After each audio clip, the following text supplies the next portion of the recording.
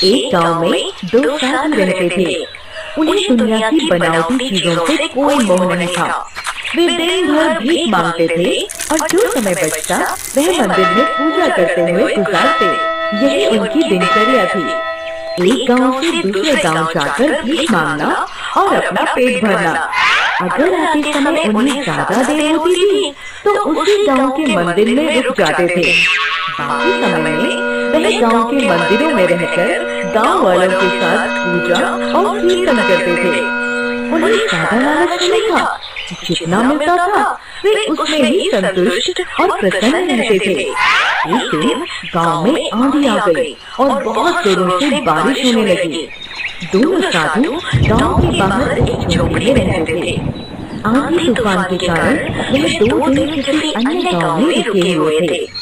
जब 2 दिन बाद एक साधु वापस पहुंचा तो देखा कि आंधी तूफान के कारण उनकी आधी झोपड़ी टूट गई है।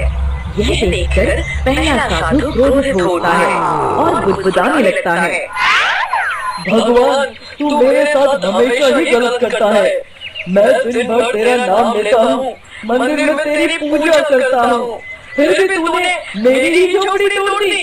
गाँव में चोर, लुटेरे, झूठे लोगों के तो मकानों को कुछ नहीं हुआ, बेचारे हम साधुओं की ही झोपड़ी तूने तोड़ी। ये तेरा ही काम है, हम तेरा नाम जपते हैं, पर तू हमसे प्रेम नहीं करता।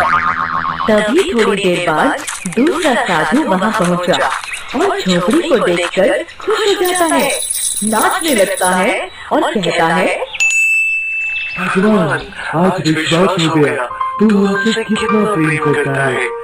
ये हमारी आधी झोपड़ी तूने ही बचाई होगी, वरना इतनी तेज आंधी तूफान में तो पूरी झोपड़ी ही उड़ जाती।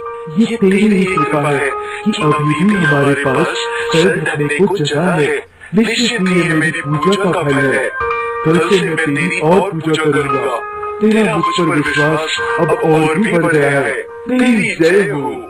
यह सुनकर पहला साधु क्रोधित हुआ और बोला, तुम्हें दिखाई नहीं दे रहा कि हमारी आधी झोपड़ी आंधी में टूट गई और तुम इस बात पर प्रसन्न हो रहे हो? कितना नुकसान हो गया है, यह दिखाई नहीं दे रहा? इस पर दूसरा साधु बोला, आंधी में जो आधी झोपड़ी बची है, अगर वह भी नहीं बचती तो हम कहाँ जाते?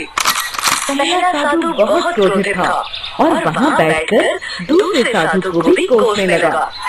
कितना मूर्ख है जो इतनी सी बात भी समझ नहीं पा रहा कि अब उनका क्या होगा और वह कहाँ रहेंगे। इसके विपरीत दूसरा साधु लकड़ी जमा करके बची हुई झोपड़ी को फिर से सही करने का प्रयास करने लगा और पहले साधु से बोला, अगर हम बुरा सोचेंगे तो हम अपने सारे नए विचारों पर प्रतिबंध लगा देंगे और हमारे साथ जो अच्छा हुआ है उसकी सराहना भी नहीं कर पाएंगे।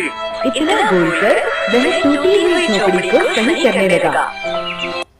शिक्षा, एक ही घटना को एक ही जैसे दो लोगों ने कितने अलग अलग ढंग से देखा। हमारी सोच हमारा भविष्य तय करती है। हमारी दुनिया तभी बदलेगी जब हमारी सोच बदलेगी।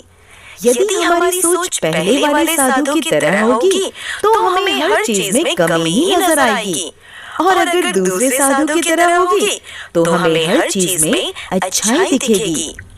हम सुधारने की बजाय अपनी परिस्थिति को कोसते रहेंगे और बुरा भला कहेंगे। अतः हमें दूसरे साधु की तरह विकट से विकट परिस्थिति में भी अपनी सोच सकारात्मक बनाए रखनी चाहिए। अपना धैर्य नहीं छोड़ना चाहिए।